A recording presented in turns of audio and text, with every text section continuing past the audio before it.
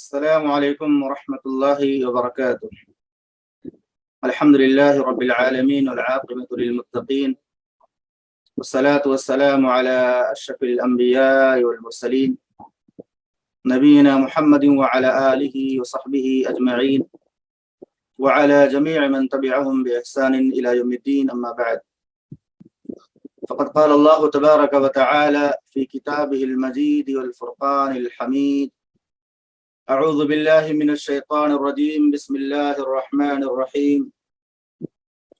كل نفس ذائقة الموت وإنما توفون أجوركم يوم القيامة فمن زحزح عن النار وأدخل الجنة فقد فاز وما الحياة الدنيا إلا متاع الغرور. وقال النبي صلى الله عليه وسلم وقال النبي صلى الله عليه وسلم: أكثروا ذكر هازم اللذات. رب اشرح لي صدري ويسر لي أمري واحلل عقدة من لساني يفقهوا قولي. رب زدني علما. سبحانك لا علم لنا إلا ما علمتنا إنك أنت العليم الحكيم. اللهم آت نفسي تقواها وزكها أنت خير من زكاها انت ولیها و مولاها. معزز محترم ناظرین و سامعین، طلباء و طالبات جو بھی اس پروگرام میں شریک ہیں، میں تمام لوگوں کا آخرت کے سفر کے اس پروگرام میں استقبال کرتا ہوں اور اللہ تعالی سے دعا کرتا ہوں کہ رب العالمین ہم تمام لوگوں کے لیے اس پروگرام کو اور اس درس کو نجات کا ذریعہ بنائے، ہمیں آخرت کی اہمیت کو سمجھنے اور اس کی تیاری کرنے کی توفیق عطا فرمائے۔ یہ یقیناً بہت ہی اہم موضوع ہے، خاص طور سے فتنوں کے اس دور کے اندر لوگوں کا عقید آخرت دن بدن کمزور ہوتا جا رہا ہے۔ لوگ اپنی خواہشات نفس کی پیروی کرتے ہیں، اللہ کا خوف دل میں نہیں ہے، اللہ کے ڈر دل کے اندر نہیں ہے، اور نہ آخرت کے بارے میں کوئی زیادہ یقین لوگوں کے دلوں کے اندر پایا جاتا ہے۔ ایسے موقع پر اس طرح کے موضوعات کو بیان کرنا یہ مسلمانوں کی اور خاص طور سے اہل علم کی ذمہ داری ہے کہ لوگوں کو آخرت کی حقیقت سے روشناس کریں، آخرت کی حقیقت بتائیں، تاکہ لوگ آخرت کی حقیقت کو سمجھتے ہوئے اس کی تیاری کرنے میں لگ جائیں۔ آپ کو معلوم ہوگا کہ محمد رسول اللہ صلی اللہ علیہ وسلم کا جو نبوت کا دور تھا وہ 23 سالوں پر مشتمل تھا۔ 23 سالہ دور جو تھا اس کا 13 سال یہ مکی زندگی پر مشتمل تھا، اور مکی زندگی میں جتنی بھی صورتیں اور آیتیں نازل ہوئی ان میں سے اکثر کا تعلق عقید آخرت سے تھا، کیونکہ جب تک آدمی کا عقید آخرت مضبوط نہیں ہوگا وہ عمل میں کھڑا نہیں ہو سکتا، وہ عمل میں پکا نہیں ہو سکتا، وہ عمل کے اندر آگے نہیں بڑھ سکتا۔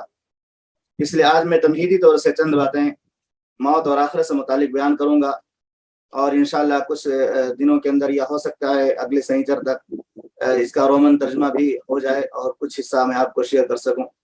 تو آج چند باتیں انشاءاللہ ہم پیش کریں گے۔ سب سے پہلا پوائنٹ ہے ہمارا آج کے اس درس کا عقید آخرت کے 2 اہم فائدے، اور دوسرا پوائنٹ ہے موت سے متعلق 4 سوالات، اور تیسرا پوائنٹ ہے موت کے 10 مراحل۔ تو ان چیزوں کی ہم انشاءاللہ تھوڑی تھوڑی وضاحت کریں گے تاکہ ہمارا ذہن و دماغ اس موضوع سے مانوس ہو سکے اور ہمارے دلوں میں یہ شوق پیدا ہو جائے کہ یقیناً آخرت کے مراحل بہت زیادہ ہیں اور بہت مشکل ہیں، اور ان کو جتنا زیادہ ہم سمجھتے جائیں گے ہمارے لیے آخرت کی تیاری بھی اتنی ہی زیادہ آسان ہوتی چلی جائے گی۔ آخرت کا سب سے پہلا فائدہ یہ ہے کہ آخرت کا عقیدہ اگر انسان کا مضبوط ہو جاتا ہے تو وہ انسان اپنے آپ کو گناہوں سے بچاتا ہے، اپنے آپ کو برائیوں سے بچاتا ہے، اور چاہے لوگوں کے سامنے ہو، چاہے وہ خلوت کے اندر ہو، تنہائی کے اندر ہو، کہیں بھی وہ چلا جائے، اللہ رب العالمین کے عذاب کا خوف، گناہوں کی سزا کا خوف اس کو گناہوں سے روک دیتا ہے، جیسا کہ اللہ رب العالمین نے سورۃ البقرہ کی ابتدائی آیتوں میں فرمایا وبالآخرۃ ہم یوقنون۔ اللہ کے جو نیک بندے ہیں وہ آخرت پر یقین رکھتے ہیں، آخرت پر ایمان رکھتے ہیں۔ تو آخرت کا یقین کا، آخرت پر کا عقیدہ مضبوط رکھنے کا، عقیدہ آخرت کا پہلا فائدہ یہ ہے کہ اس سے انسان کے اندر گناہوں سے بچنے کا جذبہ پیدا ہوتا ہے، گناہوں کی سزا کا خوف پیدا ہوتا ہے، جہنم کے عذاب کا اور قبر کے عذاب کا خوف پیدا ہوتا ہے۔ اور عقیدہ آخرت کا دوسرا اہم فائدہ یہ ہے کہ جو شخص آخرت کے عقیدے کو مانتا ہے وہ اس بات کو تسلیم کرتا ہے کہ دنیا یہ فانی ہے، دنیا یہ دار العمل ہے، انسان جب تک دنیا کی زندگی میں ہے وہ عمل کرتا رہے گا، اور مرنے کے بعد قیامت کا جو دن آئے گا اس دن کا تن تنہا مالک اگر کوئی ہوگا تو اللہ رب العالمین ہوگا۔ اللہ رب العالمین قیامت کے دن تمام لوگوں کو ان کے نیکیوں کا اور برائیوں کا بدلہ دے گا۔ قیامت کا دن یہ عدل و انصاف کا دن ہوگا۔ قیامت کے دن مظلوموں پر جو ظلم ہوا ہے ان کا بدلہ انہیں دیا جائے گا، اور ظالموں کو ظلم کرنے کی سزا دی جائے گی۔ تو قیامت کا جو دن ہے اس کا مالک اللہ رب العالمین ہے۔ یہ عقیدہ اگر ہمارا مضبوط ہو جائے تو پھر اللہ رب العالمین کا خوف ہمارے دلوں کے اندر پیدا ہو جائے گا کہ قیامت کا دن آئے گا تو اللہ تعالیٰ ہم سے حساب لے گا، قیامت کا دن آئے گا تو اللہ تعالیٰ ہمارے اعمال کے بارے میں پوچھے گا، قیامت کا دن آئے گا تو اللہ رب العالمین ہم سے ہماری زندگی کے بارے میں اور گناہوں کے بارے میں سوال کرے گا۔ جیسا کہ اللہ رب العالمین نے ارشاد فرمایا انا من المجرمین منتقمون، بے شک ہم مجرموں سے انتقام لینے والے ہیں، مجرموں سے بدلہ لینے والے ہیں۔ تو آخرت کے یہ دو اہم فائدے تھے۔ پہلا فائدہ یہ کہ انسان کا عقیدہ آخرت اگر مضبوط ہو جائے تو وہ ہر جگہ اپنے آپ کو گناہوں سے بچا لیتا ہے، کتنے زیادہ جو ہے مواقع گناہ کیا جائے، گناہ کرنا کتنا آسان کیوں نہ ہو جائے، لیکن وہ گناہوں کی سزا اور گناہوں کے انجام کو سوچ کر کے وہ اپنے آپ کو گناہوں سے بچا لیتا ہے۔ اور دوسرا فائدہ یہ کہ جب اس کا عقیدہ مضبوط ہو جاتا ہے کہ اللہ رب العالمین قیامت کے دن انتقام لے گا، بدلہ ہمارے اعمال کا دے گا اور ہمارے اعمال کے بارے میں، زندگیوں کے بارے میں سوال کرے گا، تو پھر انسان اپنے اعمال کی اصلاح کر لیتا ہے اور اللہ رب العالمین سے ڈرتے ہوئے ہر چھوٹے بڑے گناہوں سے بچنے کی کوشش کرتا ہے۔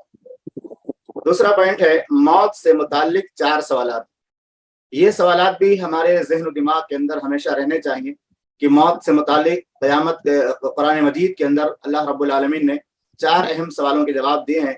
سب سے پہلا سوال یہ ہے کہ موت کی حقیقت کیا ہے، موت کسے کہتے ہیں؟ تو موت کا معنی یہ ہوتا ہے کہ انسان جب تک اس کے جسم کے اندر روح باقی ہے، جب تک اس کے جسم کے اندر جان باقی ہے، انسان زندہ ہے، اور جیسے ہی انسان کے جسم سے روح نکل جاتی ہے انسان کا جسم مردہ قرار پاتا ہے۔ تو موت یہ جسم سے روح کے نکل جانے کا نام ہے۔ انسان کے جسم میں جب تک روح باقی ہے کوئی بھی اس انسان کو مردہ نہیں کہتا، اور جب انسان کے جسم سے روح نکل جاتی ہے پھر وہ مردہ کہلاتا ہے۔ چند ہی گھنٹوں کے اندر اسے لوگ کفن پہنا کر کے، غسل دے کر کے اور قبر کے حوالے کر دیتے ہیں۔ اور دوسرا سوال یہ ہے کہ موت کس کو آئے گی؟ تو قیامت کے دن یہ 4 نہیں 5 سوالات ہیں۔ پہلا سوال یہ کہ موت کی حقیقت کیا ہے؟ تو موت کی حقیقت یہ ہے کہ انسان کے جسم میں جب تک روح اور جان باقی ہے انسان زندہ ہے، اور اللہ رب العالمین نے قرآن مجید کے اندر فرمایا قل الروح من امر ربی، یہ روح جو انسان کے جسم کے اندر رہتی ہے یہ اللہ کے حکم سے، جب تک اللہ چاہتا ہے روح جسم کے اندر باقی رہتی ہے اور انسان زندہ رہتا ہے، اور جب اللہ کا حکم آتا ہے انسان کی زندگی مکمل ہو جاتی ہے، اس کی موت کی گھڑی آ جاتی ہے، تو پھر روح انسان کے جسم سے نکل جاتی ہے۔ دوسرا سوال یہ ہے کہ موت کس کو آئے گی؟ اس سوال کے جواب میں اللہ رب العالمین نے سورہ آل عمران کے اندر ارشاد فرمایا کل نفس ذائقۃ الموت، موت کس کو آئے گی؟ موت سب کو آئے گی۔ کوئی بھی انسان چاہے وہ مالدار ہو، چاہے غریب ہو، چاہے عالم ہو، چاہے جاہل ہو، چاہے اعلیٰ درجے کا انسان اپنے آپ کو سمجھتا ہو، چاہے کمتر درجے کا انسان سمجھتا ہو، کوئی بھی انسان ہو، کسی بھی انسان کو موت سے چھٹکارا نہیں ہے، موت سے نجات نہیں ہے۔ کل نفس ذائقۃ الموت، اس آیت کے اندر اس سوال کا جواب دیا گیا ہے کہ موت کس کو آئے گی؟ موت سب کو آئے گی۔ اسی طرح اللہ رب العالمین نے فرمایا کل من علیہا فان، اس زمین پر جو بھی مخلوقات ہیں تمام کی تمام فنا ہونے والی ہیں، تمام کی تمام مخلوقات کو موت آئے گی۔ اللہ رب العالمین کی ذات باقی رہنے والی ذات ہے۔ اور تیسرا سوال یہ ہے موت کب آئے گی؟ موت کب آئے گی کا معنی کیا ہوتا ہے؟ موت کس عمر میں آئے گی؟ 20 سال کی عمر میں آئے گی، 40 سال کی عمر میں آئے گی، 50 سال کی عمر میں آئے گی، 60 سال کی عمر میں آئے گی، جوانی میں آئے گی، بڑھاپے میں آئے گی، شادی ہونے سے پہلے آئے گی، شادی ہونے کے بعد آئے گی؟ موت یہ کب آئے گی کسی کو بھی پتہ نہیں ہے۔ کبھی انسان جوانی کے عمر میں ہی دنیا سے چلا جاتا ہے، کبھی ایک انسان لمبی عمر گزار کر کے دنیا سے جاتا ہے، کبھی بیٹا باپ کے سامنے دنیا سے گزر جاتا ہے، اور کبھی بیٹے کے سامنے باپ کا انتقال ہوتا ہے۔ دونوں طرح کے واقعات ہوتے ہیں۔ تو موت کب آئے گی، کس عمر میں آئے گی، کس گھڑی میں آئے گی، اللہ رب العالمین کے علاوہ کسی کو معلوم نہیں ہے۔ اللہ رب العالمین نے ارشاد فرمایا وَلَن يُؤَخِّرَ اللَّهُ نَفْسًا إِذَا جَاءَ أَجَلُهَا، جب کسی بھی آدمی یا انسان کی موت کی گھڑی آ جاتی ہے، موت کا وقت آ جاتا ہے، تو ہرگز اسے مؤخر نہیں کیا جاتا. لا يستأخرون ساعة ولا يستقدمون، ایک لمحے کے لیے نہ وہ آگے پیچھے رک سکتا ہے اور نہ ایک لمحے کے لیے وہ آگے بڑھ سکتا ہے. یعنی موت کا جو وقت ہے، موت کی جو گھڑی ہے، اس گھڑی میں اور اس وقت میں موت آ کر کے رہے گی، چاہے انسان کی آرزویں پوری ہوں یا نہ ہوں، اس کے جو ہے پروگرام پورے ہوں یا نہ ہوں. جب موت کا وقت آتا ہے، موت آ جاتی ہے، اور یہ اللہ رب العالمین کے سوا کوئی بھی نہیں جانتا. تو موت سے متعلق پہلا سوال یہ تھا کہ موت کیا ہے، دوسرا سوال یہ موت کس کو آئے گی، اور تیسرا سوال یہ کہ موت کب آئے گی، اور چوتھا سوال یہ ہے کہ موت کہاں آئے گی. کہاں سے مراد آدمی کے گھر میں موت آ جائے گی، یا انسان کے جو ہے آفس میں موت آ جائے گی، یا مسجد میں موت آ جائے گی، اپنے وطن میں آئے گی یا پردیس میں آئے گی، کس جگہ موت آئے گی، یہ بھی اللہ رب العالمین کے علاوہ کسی کو بھی معلوم نہیں ہے.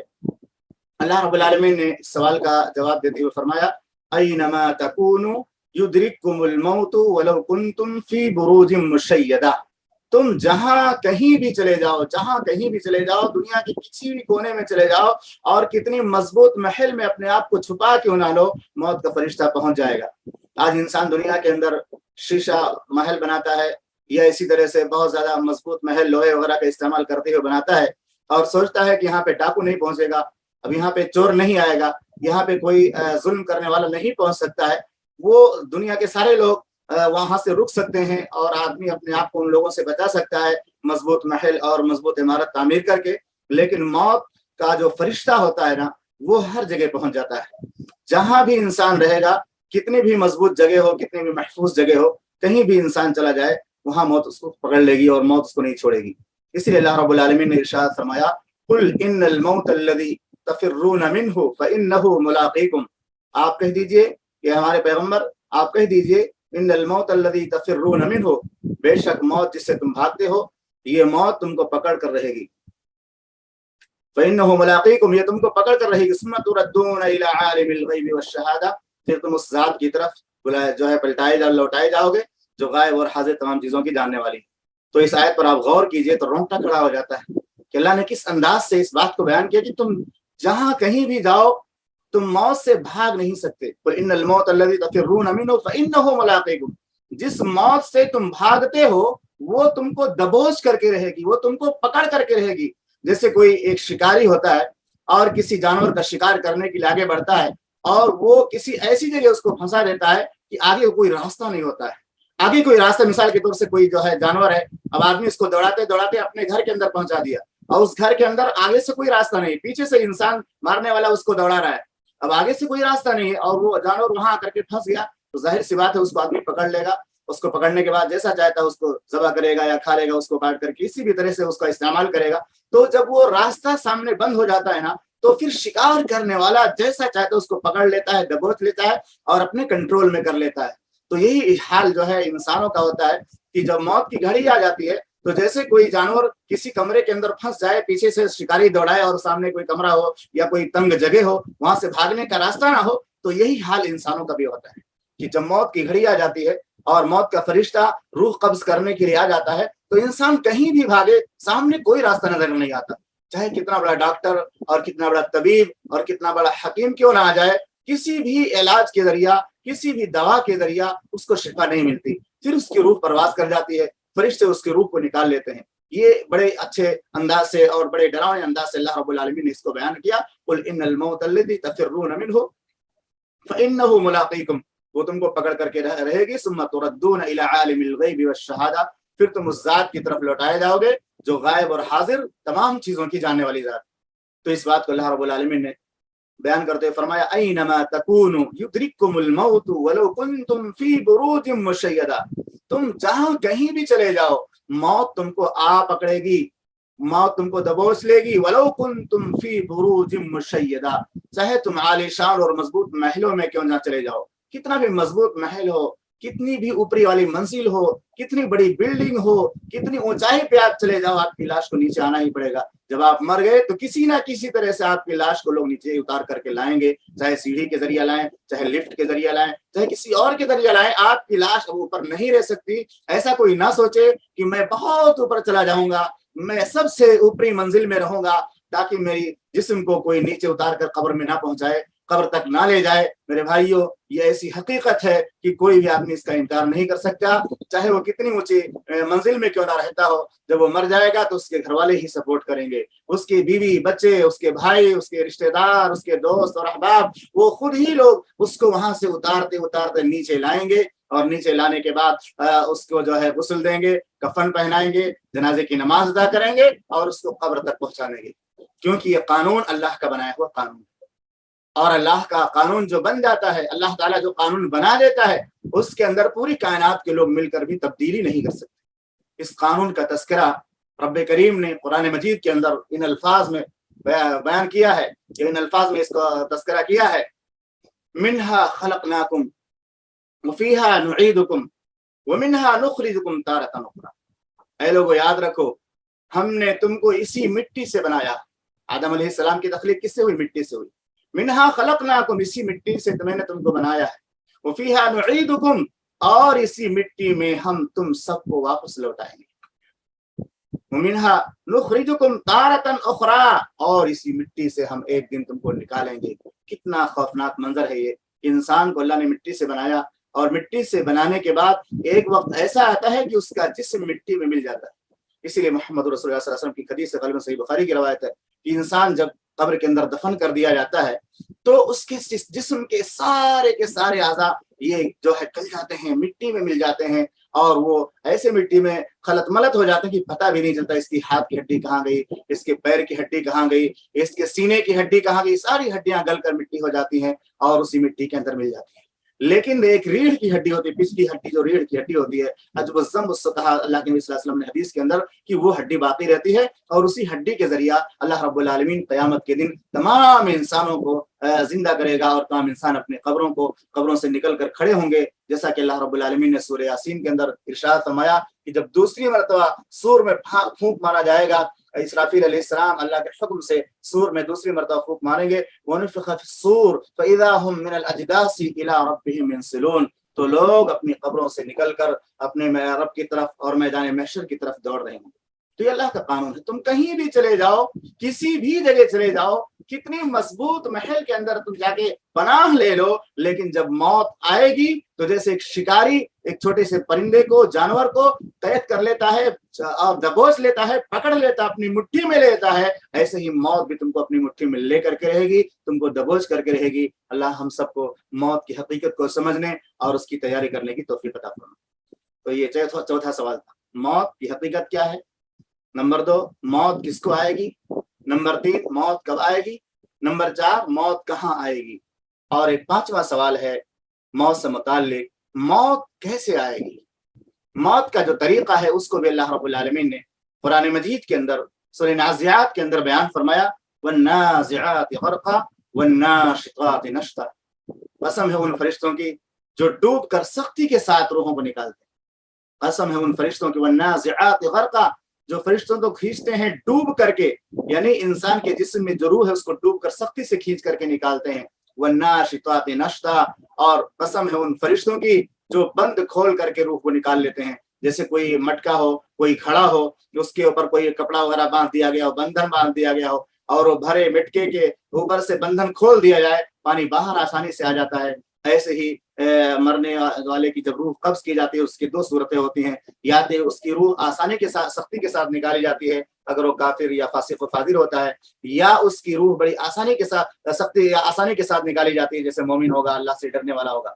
तो या तो रूह आसानी के साथ निकाली जाएगी या सख्ती के साथ निकाली जाएगी। अगर सख्ती के साथ निकाली जाएगी तो उसमें बहुत ज्यादा तकलीफ होती है, आसानी के साथ निकाली जाएगी तो उसमें भी तकलीफ इंशाल्लाह भी आएगी, उसका तस्करा भी होगा। तो कहने का मकसद ये है कि जो मौत आती है, जो मौत तारी होती है लोगों पर, उसकी 2 शक्लें होती हैं, या तो आसानी के साथ रूह निकलती है या तो सख्ती के साथ निकलती है। अगर आसानी के साथ निकलती है तो देखेंगे बहुत सारे लोग जब उनकी रूह निकल जाती है तो चेहरे पे मुस्कुराहट होती है, चेहरा हशाश बशाश लगता है, ऐसा लगता है कि इंसान की मौत नहीं हुई, सो रहा है। میٹھی نیس ہو رہا ہے, اس کو کوئی غم نہیں, کوئی ٹینشن نہیں. یہ تو بندے مومن کی شان ہوتی ہے کہ مرنے کے بعد بھی اس کے چہرے پر وہ نورانیت اور وہ چمک اور وہ روحانیت اور وہ جو ہے اس کے چہرے کی خوشی ظاہر رہتی ہے. لیکن جو انسان گنہگار ہوتا ہے, فاسق و فاجر ہوتا ہے, مرنے کے ٹائم اس کو بہت زیادہ تکلیف ہوتی ہے, تو اس کے چہرے کالے پڑ جاتے ہیں یا اس کے چہرے پر تکلیف کے اثرات ظاہر ہوتے ہیں. بہرحال یہ اللہ رب العالمین بہتر جانتا ہے کہ کس کو کتنی تکلیف ہوتی ہے اور کس کو کتنے زیادہ درد ہوتا ہے موت کے وقت. اللہ رب العالمین کے سوا کوئی نہیں جانتا. لیکن موت میں تکلیف ہے, چاہے مومن کی موت ہو چاہے کافر کی موت ہو. اس فرق اتنا ہے کہ مومنوں کو تکلیف کم ہوتی ہے اور کافروں کو اور گنہگاروں کو تکلیف زیادہ ہوتی ہے. تو یہ 5 سوالات تھے موت سے متعلق. تو آئیے آگے بڑھتے ہیں. موت کے مراحل کیا ہے؟ موت کے مراحل سے متعلق 10 باتیں ہیں. اس کو انشاءاللہ ہم تھوڑا تھوڑا سمجھیں گے تاکہ اگلی جو کتاب ہماری شروع ہونے والی ہے اس میں آسانی ہو, کیونکہ یہی سب باتیں ہم انشاءاللہ اس میں پڑھیں گے اور ترتیب کے ساتھ پڑھیں گے اور اس کو پڑھتے ہوئے نصوص کو بھی سامنے رکھیں گے. موت کا جو پہلا مرحلہ ہے وہ ہے وقت کی تکمیل. وقت کی تکمیل, انسان کی زندگی مکمل ہو گئی. اب کسی انسان کی 40 سال میں مکمل ہو جاتی ہے, کسی کی 30 سال میں مکمل ہو جاتی ہے, کسی کی 35 سال میں مکمل ہو جاتی ہے, کسی کو کی 50 سال میں مکمل ہو جاتی ہے. اور اللہ کے نبی صلی اللہ علیہ وسلم نے اپنے امتیوں کی ایک جو ہے عمومی زندگی جو بیان کی وہ 60 سال. 60 سال اگر کسی کو زندگی مل گئی تو اللہ کے سامنے وہ یہ نہیں کہہ سکتا مجھے زندگی نہیں ملی. 60 سال ایک مکمل زندگی ہے. اللہ کے نبی صلی اللہ علیہ وسلم نے فرمایا اگر کسی کو 60 سال کی زندگی مل گئی تو اللہ کے سامنے عذر نہیں پیش کر سکتا کہ اللہ نے دنیا میں مجھے زندگی بہت کم دی یا زندگی مجھے کم ملی. تو بہرحال موت کے جو مراحل ہیں ان مراحل میں سب سے پہلا مرحلہ جو آتا ہے وہ ہے وقت کی تکمیل. جیسے وقت مکمل ہوگا اور موت کے سارے مراحل کے بعد دیگرے پورے ہوتے چلے جائیں گے. اور یہ موت کا وقت کب آئے گا, انسان کی زندگی کب مکمل ہوتی ہے, اللہ کے سوا کوئی بھی نہیں جانتا. تو پہلا مرحلہ ہے وقت کی تکمیل. اگر انسان کو یہ معلوم ہو جائے کہ میں فلاں مہینے کے اندر مروں گا یا فلاں جو ہے ہفتے کے اندر مروں گا یا فلاں دن کے اندر مروں گا, تو انسان پھر اس سے پہلے توبہ کر لے گا. کیونکہ اللہ کے نبی صلی اللہ علیہ وسلم نے فرمایا ان اللہ یقبل توبۃ العبد ما لم یغرغر, اللہ تعالیٰ بندے کی توبہ اس وقت تک قبول کرتا ہے جب تک غرغرے کا عالم طاری نہیں ہو جاتا, جب تک جانکنے کا عالم طاری نہیں ہو جاتا. تو اگر کسی شخص کو معلوم ہو جائے کہ ہماری موت 4 گھنٹے کے بعد ہونے والی ہے, 4 گھنٹے کے بعد جو ہے غرغرہ آئے گا, 4 گھنٹے کے بعد موت کا فرشتہ آئے گا, تو پھر ہر انسان تکمیل کر لے گا, اپنے اعمال کو سدھار لے گا, توبہ کر لے گا, استغفار کر لے گا. لیکن یہ کسی کو پتہ نہیں ہوتا.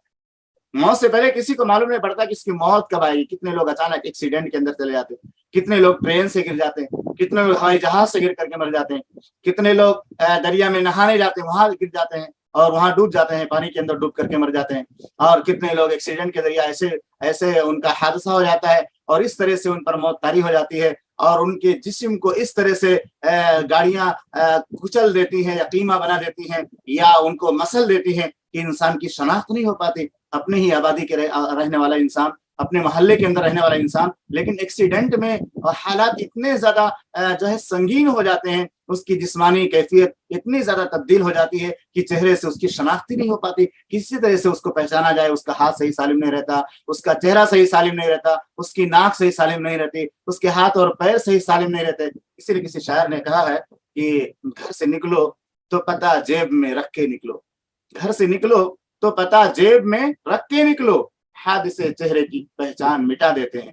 تو یہ اللہ رب العالمین ہی بہتر جانتا ہے کہ کس کی موت کب آئے گی. اگر انسان کو پتہ ہو جائے تو پھر موت کا فرشتہ آنے سے پہلے توبہ کر لے گا اور نیک بن جائے گا. اور یہ موت یقین کے نام سے بھی تعبیر کی گئی ہے قرآن مجید کے اندر. اللہ رب العالمین نے ارشاد فرمایا وَاعْبُدْ رَبَّكَ حَتَّىٰ يَأْتِيَكَ الْيَقِينُ, اللہ کی عبادت کرتے رہو یہاں تک کہ تم کو یقین آ جائے. لیکن اس یقین آنے کے بعد توبہ کا دروازہ بند ہو جاتا ہے.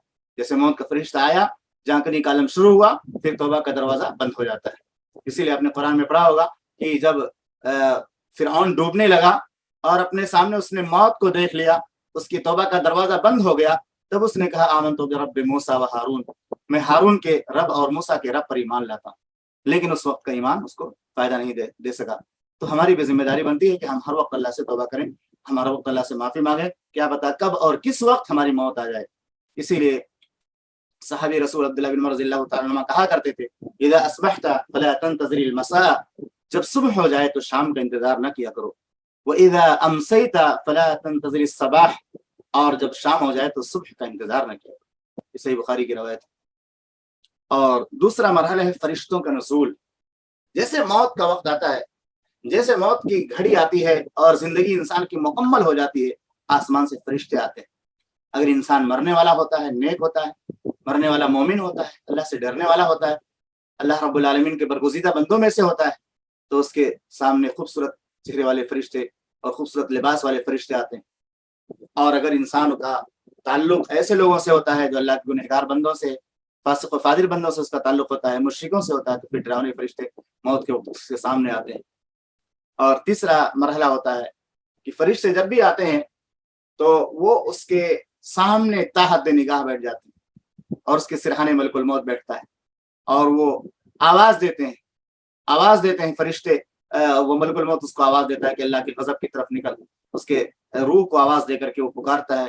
اور انسان اگر نیک ہوتا ہے تو اس کی روح آسانی کے ساتھ نکل جاتی ہے، اور اگر برا ہوتا ہے تو انسان کی روح ڈر جاتی ہے اور جسم کے اندر بھاگنے لگتی ہے۔ تو فرشتے نازل ہوتے ہیں۔ اور تیسرا مرحلہ ہے کہ فرشتے تحت نگاہ سامنے بیٹھ جاتے ہیں، تحت نگاہ سامنے فرشتے بیٹھ جاتے ہیں۔ اس کا تذکرہ بھی اللہ تعالیٰ نے سورۃ الواقعہ کے اندر کیا ہے۔ فلولا اذا بلغت الحلقوم وانتم حينئذ تنظرون، اللہ رب العالمین نے فرمایا کیوں نہیں جب اس وقت جب تمہاری روح تمہارے حلق کے اندر پھنس جاتی ہے، تمہارے حلقوم تک پہنچ جاتی ہے، وانتم حينئذ تنظرون، اور تم ٹکٹکی لگا کر کے دیکھ رہے ہوتے۔ تو موت کا جب فرشتے آتے ہیں تو وہ مرنے والا موت کے فرشتوں کو دیکھتا ہے، ٹکٹکی لگا کر دیکھتا ہے اتنے سارے لوگ کہاں سے آ گئے، لیکن اس فرشتوں کے دیکھنے کے بعد، فرشتوں کے آنے کے بعد وہ اپنی کیفیت کو زبان سے ادا نہیں کر پاتے۔ تو یہ منظر ہوتا ہے، یہ تیسرا مرحلہ ہوتا ہے کہ فرشتے آ کر کے سامنے بیٹھ جاتے ہیں۔ اور چوتھا مرحلہ وہی جھانکنے کا عالم، جو فرشتے کہتے ہیں اخرجوا انفسکم، اپنے روحوں کو نکالو، اپنی جانوں کو نکالو، اللہ رب العالمین کے غضب کی طرف نکل چلو۔ اگر انسان گنہگار ہوتا ہے تو اس کو اللہ کے غضب کا جو ہے کی بشارت دیتے ہیں اور اللہ کے غضب سے ڈراتے ہیں۔ تو چوتھا مرحلہ ہے کہ جھانکنے کے عالم شروع ہونے کے بعد انسان کے لیے توبہ کا دروازہ بند ہوتا ہے، اور فرشتے اس کو اللہ رب العالمین کی طرف چلنے کے لیے کہتے ہیں اے روح نکل اللہ رب العالمین کی ناراضگی کی طرف، اور اگر نیک روح ہوتی ہے تو کہتے ہیں اللہ کے رضا جوئی کی طرف، اس کی خوشنودی کی طرف۔ اس سے پہلے بھی ایک سوال آیا تھا کہ مرنے والا اگر نیک ہے تو اس کو تکلیف کیوں ہوتی ہے؟ اگر انسان گنہگار ہے تو بات سمجھ میں آتی ہے کہ فرشتے ڈوب کر سختی کے ساتھ نکالتے ہیں۔ جب فرشتہ کہتا ہے روح نکل اللہ کے غضب کی طرف نکل، اللہ کے عذاب کی طرف نکل، اللہ کی ناراضگی کی طرف نکل، تو کوئی بھی انسان اگر اس کو کہا جائے کہ تم چلو تمہاری پکڑ ہوگی، تم کو قید خانے میں ڈالا جائے گا، تمہاری پٹائی ہوگی، تو وہ بھاگے گا۔ تو ایسے ہی انسان اگر گنہگار انسان ہے اور اس کو فرشتے اللہ کے غضب سے ڈرا رہے ہیں، اگر اس کی روح کے نکلتے وقت تکلیف ہوتی ہے تو یہ بات سمجھ میں آتی ہے۔ لیکن اگر بندہ نیک ہے، اگر بندہ مومن اور مسلمان ہے، اللہ سے ڈرنے والا ہے، وہ زندگی بھر آخرت کی تیاری ہی کرتا رہا، نمازیں پڑھتا رہا، اللہ سے توبہ کرتا رہا، اگر کسی پر ظلم کیا تو اسے معافی مانگ لیا، اپنے حقوق ادا کرتے رہا، اس کے باوجود بھی اس کی روح کے نکلتے وقت کیوں تکلیف ہوتی ہے؟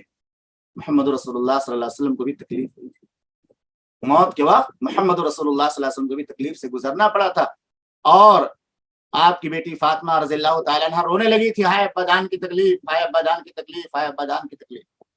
محمد رسول اللہ صلی اللہ علیہ وسلم نے اپنی بیٹی فاطمہ رضی اللہ تعالیٰ عنہ کو تسلی دیتے ہوئے فرمایا تھا، اے میری بیٹی فاطمہ غم نہ کر، لیس علی ابیک کرب بعد اليوم، تیرے ابو پر آج کے بعد کوئی تکلیف نہیں آئے گی، یہ ابو کی زندگی کی آخری تکلیف ہے، موت کی تکلیف۔ تو مومن آدمی جو پوری زندگی آخرت کی تیاری کرتا رہا، اللہ کو راضی کرنے میں لگا رہا، اللہ کو خوش کرنے میں لگا رہا، اللہ کو راضی کرنے کے لیے کسی کی ناراضگی کی پرواہ نہیں کیا، ایسے آدمی کی روح بڑی آسانی کے ساتھ نکلتی ہے۔ اس کے باوجود تکلیف کیوں ہوتی ہے؟ اس تکلیف کا بھی تذکرہ اللہ کے نبی صلی اللہ علیہ وسلم نے کیا۔ آپ نے فرمایا ان الروح اذا قبض تبعه البصر، جب روح نکلتی ہے تو نگاہ اس کا پیچھا کرتی ہے۔ ایک سبب تکلیف کا یہ بھی ہوتا ہے کہ روح اور جسم کا ایک بڑا گہرا تعلق ہوتا ہے۔ ایک لمبے زمانے تک انسان کے جسم اور روح کا تعلق برقرار رہتا ہے، جب تک زندگی ہے دونوں ایک دوسرے میں گھلے ملے رہتے۔ روح اور جسم اگر ملے ہوئے ہیں تبھی تو انسان زندہ ہے۔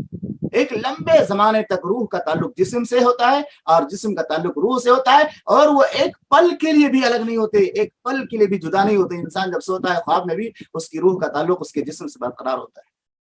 تو ایک لمبا زمانہ گزر جاتا ہے ساتھ میں رہتے ہوئے، 40 سال 50 سال، کسی کا 60 اور 70 سال، کسی کا 80 اور 90 سال بھی ہو جاتا ہے۔ اس لمبے زمانے تک ایک لمبے زمانے تک ساتھ میں رہنے کے بعد آپ غور کیجئے، کیا اگر ان کو الگ کیا جائے تو تکلیف نہیں ہوگی؟ یقیناً تکلیف ہوگی۔ اسی لیے تکلیف ہوتی ہے کہ انسان کے جسم سے اس کی روح کو جدا کیا جاتا ہے، انسان کے جسم سے اس کی روح کو نکالا جاتا ہے۔ تو جو چیز آپس میں بالکل پیوست ہو گئی ہو، ایک لمبے زمانے تک ایک دوسرے کے ساتھ چمٹی ہوئی ہو، اس کو نکالیں گے نا تو بھی تکلیف ہوتی، اس کے نکالیں گے تو بھی تکلیف ہوتی۔ یہ قدرتی تکلیف ہے کہ اس میں تکلیف ہوگی، کیونکہ لمبے زمانے تک دونوں کا تعلق ہوتا ہے، ورنہ اللہ کی طرف سے تکلیف نہیں رہتی۔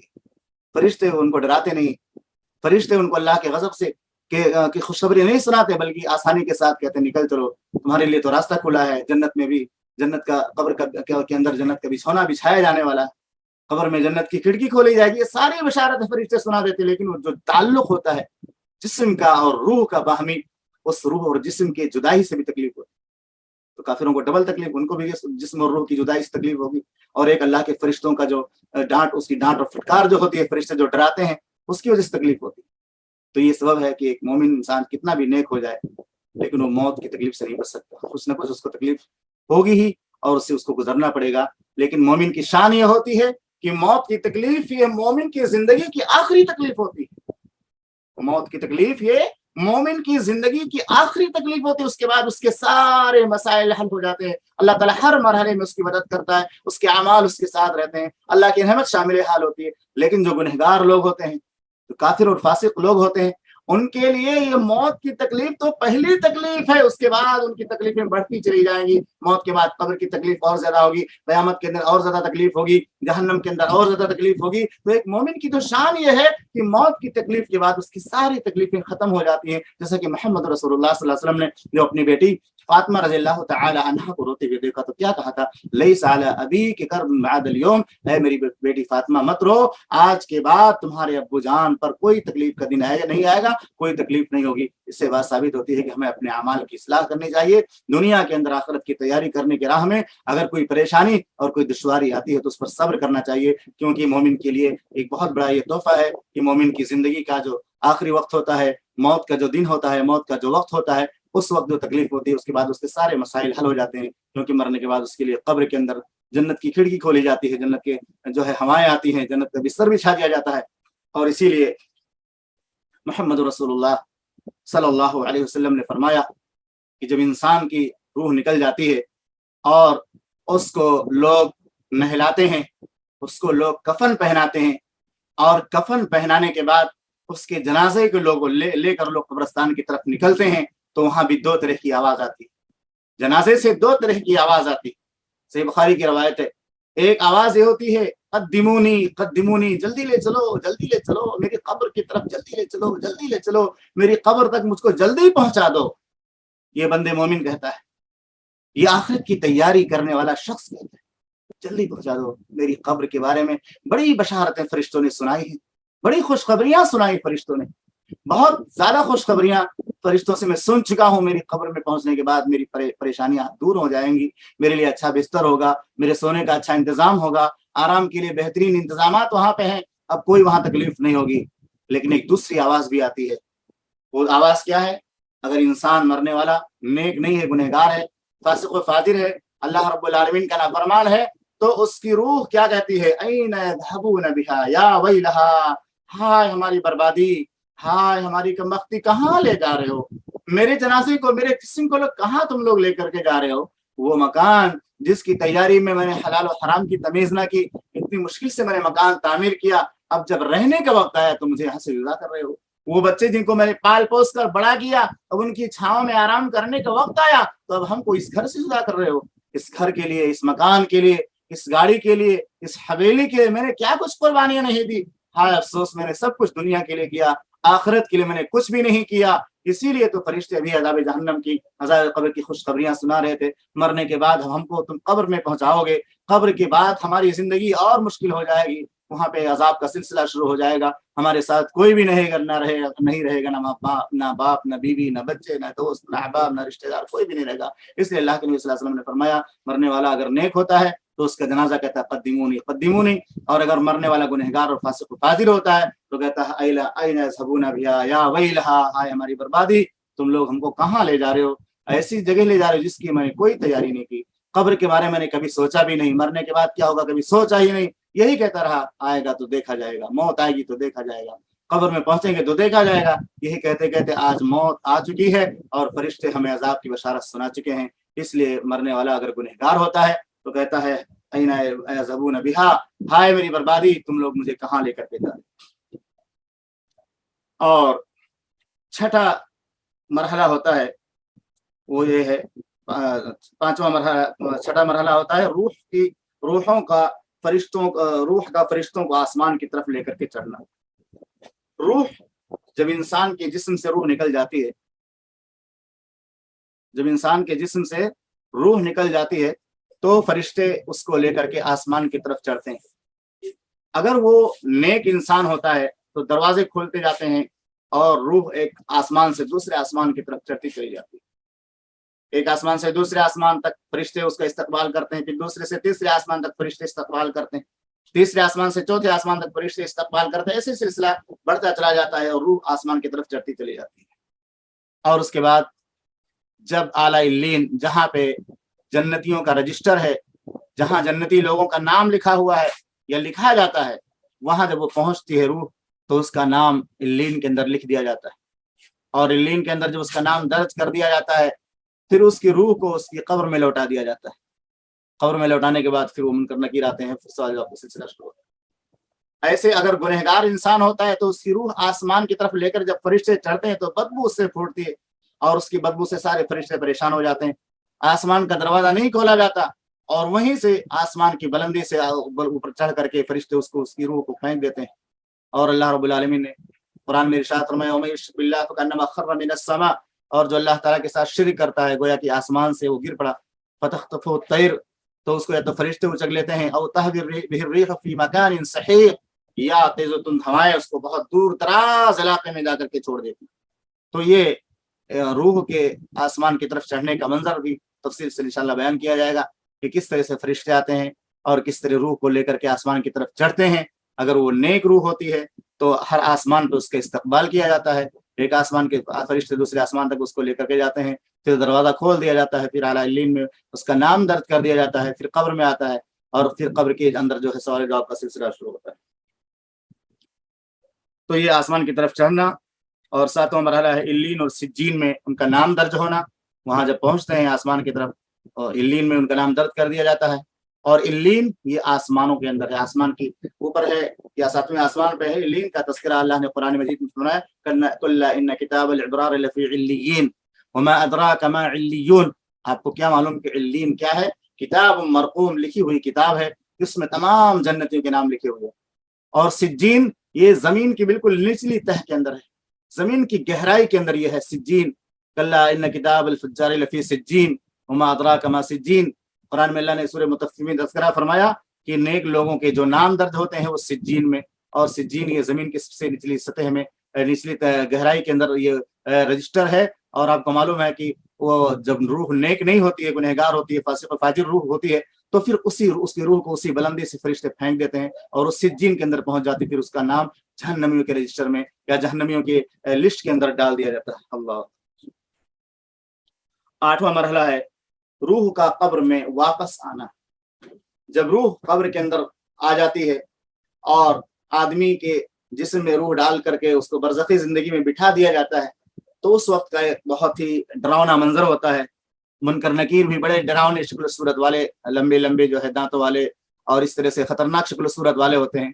اگر گنہگار انسان ہے تو ڈر جاتا ہے، اور اگر اللہ سے ڈرنے والا نیک اور اللہ رب العالمین کا مومن بندہ ہوتا ہے تو اس خوف نہیں کرتا۔ گنہگار انسان کو ڈر لگتا ہے قبر کے اندر، لیکن مومن کو ڈر نہیں لگتا، اس لیے کہ محمد رسول اللہ صلی اللہ علیہ وسلم نے اس کا تذکرہ فرمایا ہے کہ جب مومن انسان قبر کے اندر جاتا ہے تو وہ بڑے اطمینان کے ساتھ بیٹھا رہتا ہے اور فرشتے اس سے سوالوں کا جواب پوچھتے ہیں، تو اس وقت اس کے سامنے ایسا منظر پیش کیا جاتا ہے، ایسا ماحول پیش کیا جاتا ہے گویا کہ کوئی بندے مومن ظہر کی نماز پڑھ کے اس کے سویا، عصر کی نماز نہ پڑھ سکا، ابھی مغرب کا وقت ہو گیا، ایسے وقت میں وہ اٹھتا ہے، اپنے آنکھوں کو ملتے ہوئے اٹھتا ہے اور دیکھتا ہے منظر کہ ابھی سورج ڈوب جائے گا، تو فرشتوں سے کہتا ہے کہ فرشتوں مجھے نماز پڑھ لینے دو، ابھی میری عصر کی نماز چلی جائے گی، ابھی سورج ڈوب جائے گا اور میری عصر کی نماز فوت ہو جائے گی۔ آپ کو یہ بات معلوم ہے کہ جو مومن بندے ہوتے ہیں وہ خاص طور سے عصر کی اور فجر کی نماز کی بڑی محافظت کرتے ہیں، کیونکہ اللہ کے نبی صلی اللہ علیہ وسلم نے خصوصیت کے ساتھ ان نمازوں کی فضیلت بیان فرمائی۔ من صلی البردین دخل الجنہ، جس نے دو ٹھنڈے وقتوں کی نماز، دو ٹھنڈے وقت کی نمازوں کی محافظت کی، وہ جنت کے اندر داخل ہوگا۔ اس کا معنی یہ ہرگز نہیں ہوتا کہ آدمی صرف 2 ٹائم کی نماز پڑھے، کہنے کا معنی یہ ہے کہ تمام نمازوں میں ان 2 نمازوں کی حفاظت بہت مشکل ہوتی ہے۔ ایک فجر کی نماز کی محافظت، کیونکہ وہ نیند کا وقت ہوتا ہے، سونے کا وقت ہوتا ہے، اور ایک عصر کی نماز کی محافظت، کیونکہ عصر کی نماز یہ کاروبار کرنے کا وقت ہوتا ہے، مارکیٹنگ کا وقت ہوتا ہے، بازار کا وقت ہوتا ہے۔ آدمی عام طور سے ظہر کے بعد سامان لینے کے نکلتا ہے اور عصر کی نماز اس کی چلی جاتی ہے، عصر کی نماز چلی جاتی، پھر مغرب کے وقت آ کر کے گھر پہنچتا ہے۔ لیکن جو اللہ سے ڈرنے والے ہوتے ہیں وہ عصر کی نماز پڑھ کر کے نکلتے ہیں اور مغرب سے پہلے گھر پہنچ جاتے ہیں۔ لیکن اکثر لوگ ظہر کے بعد نکلیں گے، عصر کی نماز شاپنگ میں چلی جائے گی، مارکیٹنگ میں چلی جائے گی، یا اپنی دکان پر بہت زیادہ گراہک آ گئے، کسٹمر آ گئے، تو ان کو جو ہے سامان دینے میں وہ نماز چلی جاتی ہے۔ تو وہ بندے مومن جب وہ دنیا میں نمازی ہوتا ہے تو جب وہ سورج کے غروب ہونے کا منظر وہ دیکھتا ہے اور وہ سوچتا ہے کہ اب میری نماز عصر جا رہی ہے، تو فرشتوں سے کہتا ہے مجھے فرشتے نماز پڑھ لیں۔ تو یہ نواں مرحلہ یہی ہوگا کہ منکر نکیر جب قبر میں پہنچیں گے تو کون سا وقت ہوگا۔ منکر نکیر جب قبر میں پہنچتے ہیں اور بندے کو اٹھا کر کے بٹھاتے ہیں، مرنے والے کو، تو وہ وقت ایسا وقت ہوتا ہے کہ سورج ڈوبنے کے قریب ہے، بالکل سورج غروب ہونے والا ہے، اور بندے مومن اپنی عصر کی نماز کو یاد کرتے ہیں۔ اور آپ غور کیجئے، اللہ نے قرآن میں ایک قانون بیان کیا ہے، اس قانون کو اگر ہم یاد رکھیں تو انشاءاللہ ہماری دنیا بھی سنور جائے گی اور آخرت بھی سنور جائے گی۔ وہ قانون کیا ہے؟ فَاذْكُرُونِي أَذْكُرُكُمْ وَاشْكُرُوا لِي وَلَا تَكْفُرُونَ۔ اللہ رب العالمین نے فرمایا مجھے یاد رکھو میں تمہیں یاد رکھوں گا، مجھے یاد رکھو میں تمہیں یاد رکھوں گا، میرا شکر ادا کرو میری ناشکری نہ کرو۔ آپ غور کیجئے کہ جو بندہ پوری زندگی اللہ کو یاد کرتا رہا، عصر کی نماز کی محافظت کرتا رہا، اور اللہ تعالیٰ کو وہ قبر کے اندر بھی یاد رکھا ہوا ہے، قبر کے اندر بھی اللہ کو فراموش نہیں کر رہا، قبر کے اندر بھی اللہ کو نہیں بھول رہا ہے، اللہ رب العالمین اس کو قبر میں بھی یاد آ رہا ہے، اللہ کو قبر میں بھی یاد کر رہا ہے، تو ایسے بندے کو اللہ تعالیٰ قبر میں کیسے فراموش کرے؟ یقیناً اللہ کی رحمت ایسے بندے کے ساتھ شامل حال ہوگی، اور اس کی برزخ کی منزلیں اور قبر کی منزلیں آسان ہو جائیں۔ تو مرنے کے فرشتوں کے آنے کا وقت جو ہوتا ہے، منکر نکیر کے آنے کا جو وقت ہوتا ہے قبر کے اندر، وہ ایسا وقت ہوتا ہے کہ گویا سورج ڈوبنے والا ہے۔ اور یہی میں ایک بات اور ذکر کروں، ہمارے جو بھائی جڑے ہوئے ہیں، ہماری جو بہنیں جڑی ہوئی ہیں اس کورس کے اندر حصہ لے کر کے، بڑی خوش نصیب ہے، اللہ ہم سب کو صحیح معنوں میں اس سے زیادہ سے زیادہ فائدہ حاصل کرنے کی توفیق عطا فرمائے۔ میں آپ کو بتاؤں، آج بہت سارے لوگوں سے جب یہ کہا جاتا ہے کہ آپ نماز کیوں نہیں پڑھتے، آخرت کی تیاری کے لیے نماز ضروری ہے، تو کیا جواب دیتے ہیں؟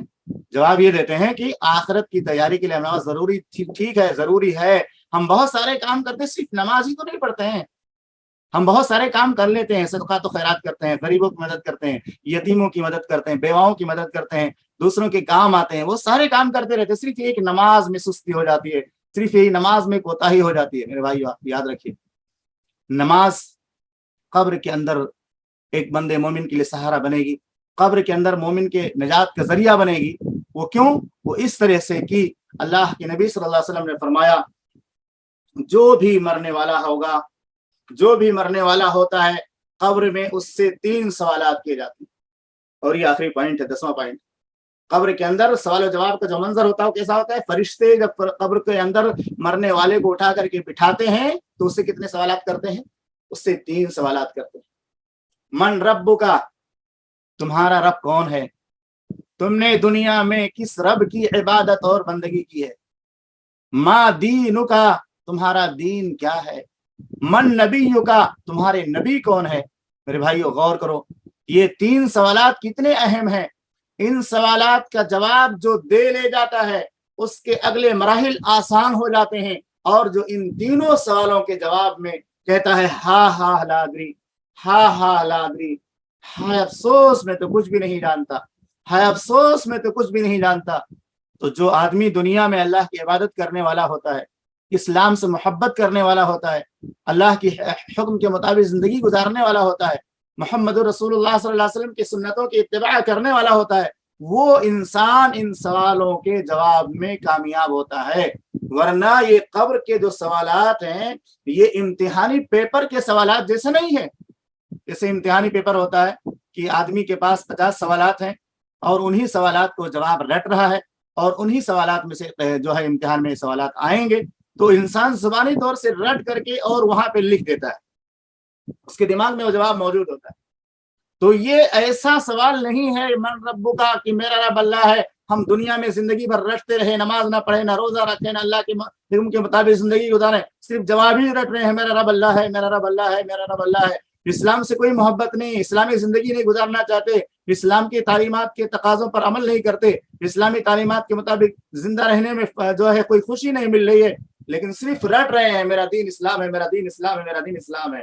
نبی سے کوئی محبت نہیں ہے، نبی کی سنتوں سے کوئی سروکار نہیں ہے، لیکن یہ رٹ رہے ہیں بیٹھ کر کے کہ میرا نبی، میرے نبی محمد صلی اللہ علیہ وسلم ہے، میرے نبی محمد صلی اللہ علیہ وسلم ہے۔ اب غور کیجئے کیا صرف اس طرح طوطوں کی طرح رٹ کر کے کوئی آدمی کامیاب ہوگا؟ ایک آدمی جو اسلامی زندگی گزارتا ہے اور ایک آدمی اسلامی زندگی نہیں گزارتا، صرف سوالوں کا جواب رٹ رہا ہے، وہ کہتا ہے کہ ہم کو یہ جواب یاد کرنا، اسلامی تعلیمات پر عمل کرنے سے کیا فائدہ، صرف 3 ہی تو سوال ہونے والے ہیں قبر میں، صرف 3 ہی سوال ہونے والے، اس کو یاد کرتے رہو، میرا رب اللہ ہے، دن رات رٹتے رہو، میرا رب اللہ ہے، میرا دین اسلام ہے، میرے نبی محمد صلی اللہ علیہ وسلم ہے۔ اب اسلام پہ عمل نہ کرو، صرف سوال کے جواب رٹتے رہو، تو وہ دنیا کا امتحان حال نہیں میرے بھائیو کہ آپ وہاں پہ جواب دے لے جائیں گے تو آپ کامیاب ہو جائیں گے۔ یہ رٹ کر کے آپ اس جواب کو رٹ کر یاد کر کے قبر میں جواب نہیں دے پائیں گے۔ قبر میں جواب کب دے پائیں گے؟ جب آپ حقیقی معنوں میں اللہ پر ایمان لائیں گے، حقیقی معنوں میں اللہ کی توحید کو اپنائیں گے، حقیقی معنوں میں اللہ کی عبادت کریں گے، حقیقی معنوں میں اسلام سے محبت کریں گے، اسلام کی تعلیمات پر عمل کریں گے، تب جا کر کے کہہ پائیں گے کہ میرا دین اسلام ہے، تب جا کر کے کہہ پائیں گے کہ میرے نبی محمد رسول اللہ صلی اللہ علیہ وسلم ہے۔ صرف رٹ کر کے کوئی جواب دے لے جائے ایسا نہیں ہوتا میرے بھائیوں۔ اس لیے ہمیں اور آپ کو چاہیے کہ یہ 3 جو سوالات ہیں ان کو عملی طور سے یاد کریں، عمل کر کے اللہ کو راضی کر کے اسلامی تعلیمات کو اپنی زندگی میں نافذ کر کے محمد رسول اللہ صلی اللہ علیہ وسلم کی سنتوں کو اپنا کر کے ان سوالات کا جواب یاد کریں گے، عمل کریں گے، تو جا کر کے آپ کامیاب ہو سکتے ہیں۔ بغیر عمل کیے ہوئے صرف رٹا مارتے رہیں کہ میرا رب اللہ ہے، میرا دین اسلام ہے، میرے نبی محمد صلی اللہ علیہ وسلم ہے، صرف رٹا مار کر کے، صرف رٹ کر کے آپ کبھی کامیاب نہیں ہو سکتے، کیونکہ دنیا میں بہت سارے ایسے لوگ آئے جو عمل کرنے میں کوتاہ تھے، عمل نہیں کرتے تھے، اللہ کی عبادت سے دور تھے، بندگی سے دور تھے، وہ ناکام ہو گئے۔ تو عمل کرنے کے ساتھ ساتھ اس کے جوابات کو سمجھنا، اور جوابات سمجھنے کے ساتھ عمل کر کے دکھانا، یہ عمل ہمارے ساتھ اگر رہے گا تب جا کر کے ہم اس جو ہے ان سوالوں کے جواب میں کامیاب ہو جائیں گے۔ میں کہہ رہا تھا کہ یہ جو 3 سوالات ہیں، ان سوالات کو، قبر کی یہ 3 جو سوالات ہیں، ان سوالات کو اگر ہم یاد کرنا چاہتے ہیں، اور اگر ہم یہ چاہتے ہیں کہ قبر میں یا ہم کو یاد رہیں، تو صرف زبانی رٹ کر کے کام نہیں بنے گا۔ اس کے لیے سب سے بہترین عمل ہے نماز۔ نماز یہ عملی طور سے انسان کو قبر کے سوالوں کا جواب یاد کراتی ہے۔ کون سا عمل ہے؟ نماز۔ نماز یہ ایک ایسا عمل ہے جو عملی طور سے اپنے پڑھنے والے کے لیے قبر کے سوالوں کو آسان کرتی ہے اور اس کو یاد کراتی ہے۔ آپ غور کیجئے کہ کوئی آدمی اگر نماز پڑھتا ہے، 5 وقتہ نمازوں کا جو ہے پابند ہے، دن اور رات میں 5 وقت کی نمازیں پڑھتا ہے، تو وہ کس طرح سے پہلے سوال کا جواب یاد کرتا ہے؟ اندازہ لگائیے آپ۔ ایک حدیث پر غور کر لیجئے، اللہ کے نبی صلی اللہ علیہ وسلم نے فرمایا جو شخص سورہ فاتحہ نماز کے اندر سورہ فاتحہ نہیں پڑھتا، من لم يقرأ بأم القرآن لا صلاة لمن لم يقرأ بأم القرآن، لا صلاة لمن لم يقرأ بأم القرآن۔ جو شخص ام القرآن نماز میں نہیں پڑھتا اس کی نماز نہیں ہوتی۔ ام القرآن سے مراد سورۃ الفاتحہ ہے۔ اب غور کیجئے کہ سورۃ الفاتحہ جب انسان پڑھتا ہے تو اس کی پہلی آیت میں کون سے سوال کا جواب قبر کا موجود ہے؟ پہلے سوال کا جواب موجود ہے الحمدللہ رب العالمین۔ ہر طرح کی تعریف اس اللہ کے لیے ہے جو سارے جہانوں کا پروردگار ہے۔ پہلے سوال کا جواب آپ غور کیجیے، کتنی بار انسان یاد کرتا ہے جو نماز پڑھنے والا ہوتا ہے۔ دن و رات میں 5 وقتہ نمازیں ہیں، 5 وقتہ نمازوں میں 17 رکعات ہیں، اس کے علاوہ 12 رکعات ہیں۔ ان تمام رکعاتوں کے اندر ہر رکعت میں پہلے سوال کا جواب کیسے یاد ہوتا ہے؟ الحمدللہ رب العالمین من रब्बु का, तुम्हारा रब कौन है? मेरा रब ही नहीं, पूरी कायनात का रब अल्लाह है। वो बंदे मोमिन हर रकात में याद करता है अल्हम्दुलिल्लाह रब्बिल आलमीन, अल्हम्दुलिल्लाह रब्बिल आलमीन। हर तरह की तारीफ उस अल्लाह के लिए जो सारे जहानों का परवरदिगार है। पहले सवाल का जवाब हो गया। मा दीनु का, तुम्हारा दीन क्या है? मेरे भाइयों, जो मुसलमान नमाज पढ़ता है ना, वो नमाज इस्लाम की मोहब्बत में पढ़ता है, इस्लाम की चाहत के अंदर पढ़ता है, ईमान की मोहब्बत के अंदर पढ़ता है। वो अपने आप को मुसलमान कहलवाना चाहता है, अपने आप को साबित करना चाहता है कि मैं मुसलमान हूं, इसलिए नमाज पढ़ता है। इसीलिए तो अल्लाह के नबी सल्लल्लाहु अलैहि वसल्लम ने फरमाया कि बंदे मोमिन के दरमियान और काफिर के दरमियान फर्क करने वाली चीज नमाज है। तो नमाज आप पढ़िए, ऑटोमेटिक आप दूसरे सवाल को याद कर रहे होंगे, मेरा दीन इस्लाम है, मेरा दीन इस्लाम है, मेरा दीन इस्लाम है। जब भी फरिश्ता पूछेगा कब्र के अंदर, आपको असर की नमाज का वक्त याद आएगा, असर की नमाज के बारे में आप फिर सोच लेंगे, नमाज पढ़ने तो जा रहा हूँ, फरिश्ते रोक देंगे या नमाज मत पढ़ो, फिर आप जवाब कैसे देंगे? मेरा दीन इस्लाम है, क्योंकि मैं दुनिया में नमाजी था। मेरी जिंदगी का मकसद तेरे दीन की सरफराजी, मेरी जिंदगी का मकसद तेरे दीन की सरफराजी, मैं इसीलिए मुसलमान, मैं इसीलिए नमाजी।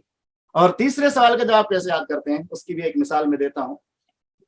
तीसरा सवाल क्या है? मन नबीयु का, तुम्हारे नबी कौन है? हमारे नबी नबी मोहम्मद सल्लल्लाहु अलैहि वसल्लम, यानी मेरे नबी मोहम्मद रसूलुल्लाह सल्लल्लाहु अलैहि वसल्लम। इस सवाल का जवाब अत्तहियात के अंदर बंदा याद करता है, चाहे वो पहली अत्तहियात हो या दूसरी हो अत्तहियात। अत्तहियातु लिल्लाहि वस्सलावातु वत्तय्यिबातु वस्सलामु अलैका अय्युहन नबी, ऐ हमारे अल्लाह के नबी, आप पर अल्लाह की सलामती और रहमत हो।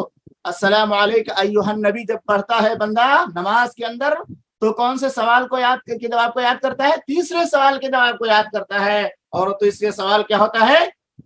मेरे नबी कौन है? मेरे नबी मोहम्मद रसूलुल्लाह सल्लल्लाहु अलैहि वसल्लम। और अगर आखिरी तशहुद के अंदर वो अत्तहियात के पढ़ने के बाद अगर वो दरूद इब्राहिम पढ़ता है, तो उसके अंदर भी याद करता है अल्लाह के नबी सल्लल्लाहु अलैहि वसल्लम हमारे रसूल है। कैसे याद करता है? अल्लाहुम्मा सल्ली अला मुहम्मद व अला आलि मुहम्मद कमा सल्लैता अला इब्राहीम व अला आलि इब्राहीम इन्नका हमीदुम मजीद, अल्लाहुम्मा बारिक अला मुहम्मद व अला आलि मुहम्मद कमा बारकता अला इब्राहीम व अला आलि इब्राहीम इन्नका हमीदुम मजीद। ये है तीसरा सवाल। इसको जब भी बंदा तहियात के अंदर नबी सल्लल्लाहु अलैहि वसल्लम पर दरूद भेजता है, सलाम भेजता है, तब अल्लाह के नबी सल्लल्लाहु अलैहि वसल्लम को याद करता है और ये करार करता है कि मेरे नबी मोहम्मद रसूलुल्लाह सल्लल्लाहु अलैहि वसल्लम है, और उस सवाल का जवाब उसको याद हो जाता है। तो ये आज का जो दर्स था, ये तारुफी दर्स था। मुख्तसर से वक्त में मैंने ख़ास तौर से मौत से मुतालिक या कब्र से मुतालिक और कब्र के अंदर जो सवालात होंगे उससे मुतालिक चंद बातें मैंने पेश की, ताकि आपको अंदाजा हो कि ये इतनी सारी मालूमात अगर इसको और तफसील से हम पढ़ेंगे और थोड़ा थोड़ा करके पढ़ेंगे, समझ करके पढ़ेंगे, तो हमारे लिए बहुत ही फ़ायदे की बात है। ख़ास तौर से अल्लाह रब्बुल आलमीन इस प्रोग्राम के करने वाले को, कहने वाले को अमल करने की तौफीक अता फरमा, और उसके बाद सुनने वालों को अमल करने की तौफीक अता फरमा। ये हमारी जो किताब है, ये कब्र से हश्र तक है।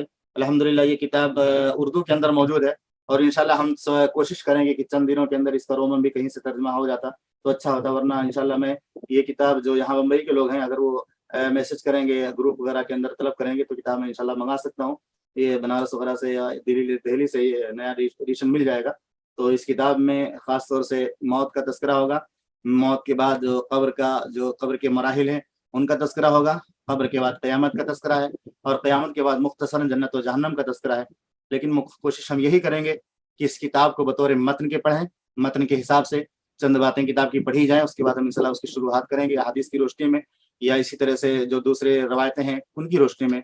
अल्लाह रब्बुल आलमीन से दुआ है कि रब्बुल आलमीन हम तमाम मुसलमानों को सही मानों में अपनी आखिरत के अकीदे को संवारने और सुधारने की तौफीक अता फरमा। अल्लाह रब्बुल आलमीन से दुआ है कि रब्बुल आलमीन हम तमाम मुसलमानों को सही मानों में अपनी आखिरत को और उसके मराहिल को समझने की तौफीक अता फरमा। ऐ रब्बुल आलमीन हमारी ज़िंदगियों में जो भी परेशानियाँ, जो भी मुसीबतें, आफतें, बलाएँ हैं, अल्लाह सबको दूर कर दे। हमें ज़िंदगी खुशगवार ज़िंदगी अता फरमा, अमन व चैन और सुकून की ज़िंदगी अता फरमा। रब्बुल आलमीन हमारे आमाल के अंदर जो भी कमियां हैं, जो कोताहियां हैं, अल्लाह हमारे आमाल की इस्लाह फरमा दे, और सही मानों में हमें मोहम्मद रसूलुल्लाह सल्लल्लाहु अलैहि वसल्लम से मोहब्बत करने की तौफीक अता फरमा। रब्बुल आलमीन फितनों के इस दौर में अगर तूने हमारे ईमान की और अकीदे की हिफाजत न की, तो यकीनन हम बर्बाद हो जाएंगे, हमारे आमाल अकारत हो जाएंगे। रब्बुल आलमीन फितनों के इस दौर में तो हमें अपनी हिफाजत में रख, हर तरह की फितनों से हमारी हिफाजत फरमा, हर तरह की बुराइयों से हमारी हिफाजत फरमा, और जो भी नेकियां या अच्छे अमाल हम छोटे बड़े अंजाम दे रहे हैं, अल्लाह तो अपने फजल और रहमत से और अपनी इनायतों से सबको कबूल फरमा। ہماری نمازوں میں کتنی کوتاہیاں، ہمارے روزوں میں کتنی کوتاہیاں، ہم صدقات و خیرات کرتے ہیں، ہماری نیتوں میں کتنی کوتاہیاں ہیں، اے اللہ تو سب کچھ جانتا ہے۔ اس کے باوجود کہ تو ہمارا رب ہے، ہمارا پروردگار ہے، تو غفار ہے، ستار ہے، بہت زیادہ مہربان ہے۔ ہماری کوتاہیوں کو معاف کرتے ہوئے ہمارے اعمال کو قبول فرما، اور ہمیں صحیح معنوں میں اس دنیا کے اندر رہتے ہوئے محمد رسول اللہ صلی اللہ علیہ وسلم کے طریقے کے مطابق زندگی گزارنے کی توفیق عطا فرما۔ آمین۔ صلی اللہ علیہ نبی الکریم۔ السلام علیکم ورحمۃ اللہ وبرکاتہ۔